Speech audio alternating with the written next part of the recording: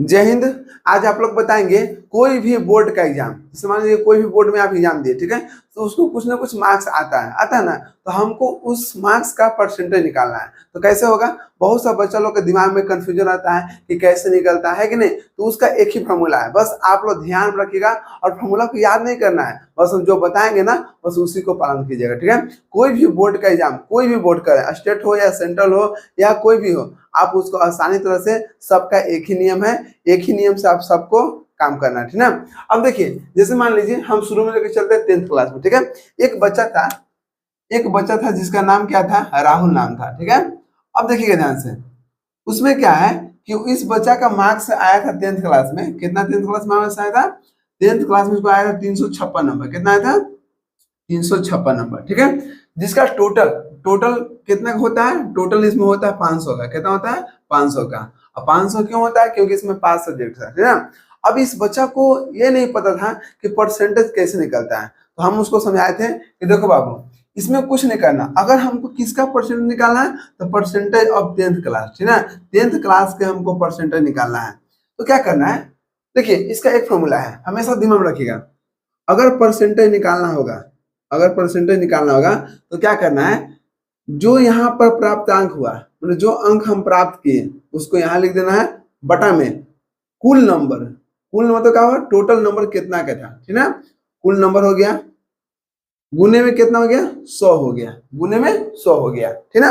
अब देखिए ध्यान से, हम इसको परसेंटेज निकालते हैं, क्योंकि जो भी आएगा इसको हल करने के बाद उसको परसेंटेज में होता है, ठीक है। अब देखिए ध्यान से, जैसे मान लीजिए कि 10th क्लास में टोटल टोटल कितना मार्क्स था? 500 के, तो 500 हम लोग कितना लिखेंगे? नीचे लिखेंगे, ठीक है। अब कितना नंबर आया था? जितना नंबर आया था उसको हम ऊपर लिख देंगे। कितना लिखेंगे? ऊपर लिख देंगे, ठीक है। और गुना में क्या करना है? 100 कर देना है। क्या करना है? 100 कर देना है। तो हमको ये जो मान आएगा उसको हम बोलेंगे परसेंटेज में, ठीक है।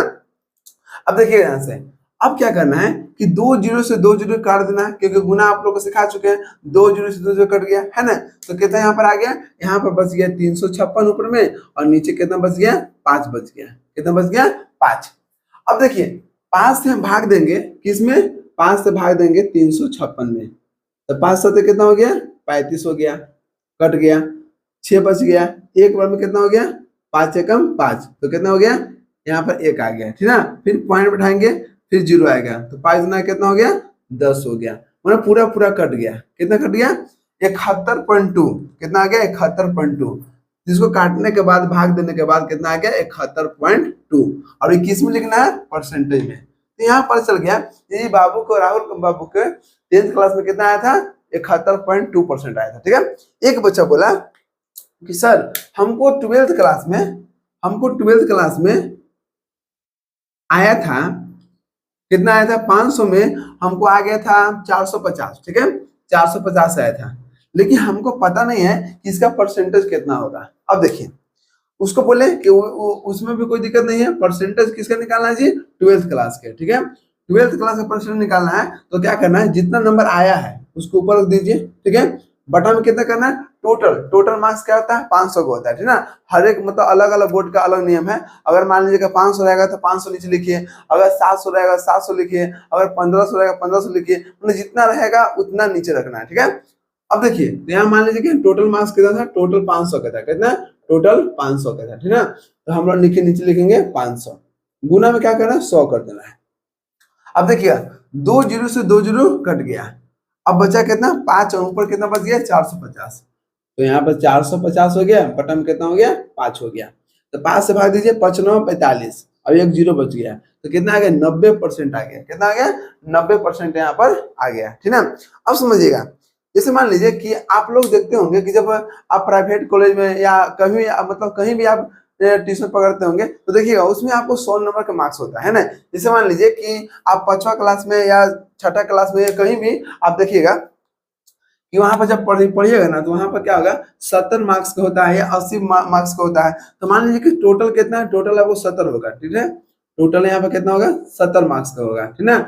जिसमें आप ला दीजिए, मान लीजिए 49 ला दिए। क्या ला दिए? 49 लाए हैं, ठीक है। तो इसका परसेंटेज निकालना होगा, तो इसका भी एक सेम ही है। अगर इसका निकालना होगा परसेंटेज, तो क्या करना है? मार्क्स कितना लाया? मार्क्स हम लाए 49, तो 49 हो गया, ठीक। टोटल मार्क्स कितना था? 70, तो 70 हो गया। हमेशा टोटल कहाँ होना चाहिए? कुल नंबर होना चाहिए नीचे होना चाहिए, ठीक ना। और जो नंबर आप लाए हैं उसको ऊपर रखना है, ठीक है। और गुना में 100 कर देना है।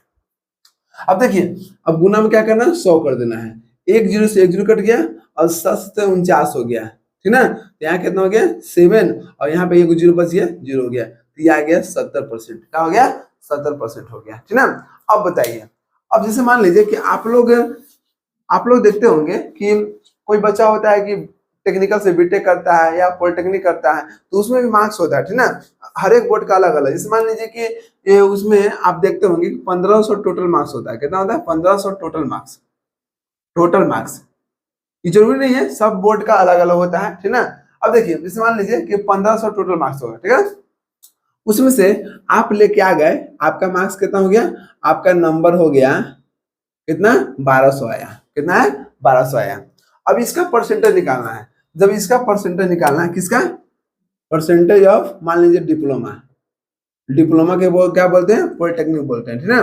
अब देखिए, जब इसका निकालना होगा तो क्या करें, कितना नंबर आपको आया, 1500 में कितना नंबर आया, तो 1200 आया, तो 1200 ऊपर ले दीजिए, ठीक है। और टोटल कितना था, 1500, तो 1500 नीचे रख देना है।